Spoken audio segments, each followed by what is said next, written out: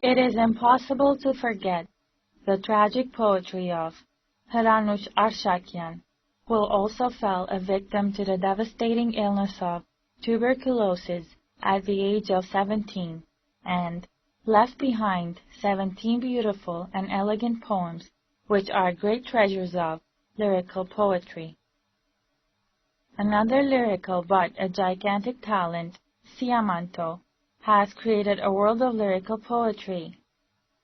With his great symbolism, he is equal to Verlaine and Lamartine. He was murdered at the age of 30 by the Turkish government. However, the greatest of all remains the astonishing figure called Daniel Varoujan. He instigated a renaissance of nationalism. His themes revolved around the strong Armenian spirit of the pagan times. He was the first to express the ideas of freedom and victory, and the coming writers like Terian Charents, Levon Shant, and many others followed in his footsteps. Another giant of Western literature belonging to the same time period is Grigor Zohrab. He was a novelist whose works compete with the best samples of European literature. Besides being a writer, he was also a great national and political figure, member of the Turkish parliament, and a great speaker.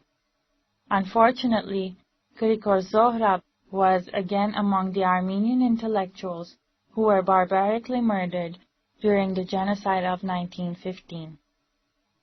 It seems like the culture of a nation was wiped out in one day.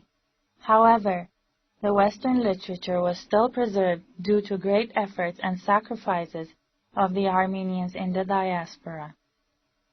There is also another category of Armenian writers who made great contributions to the literature of other nations.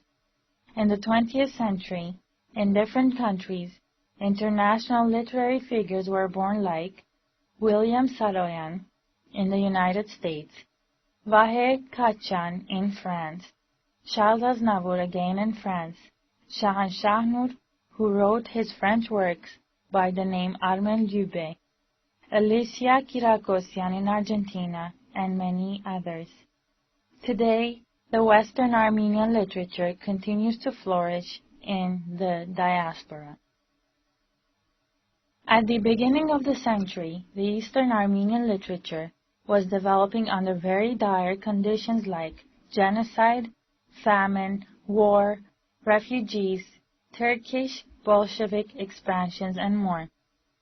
It was under these conditions that people like Tumanian, Isahakian, Terian, and Charents were producing magnificent literary works.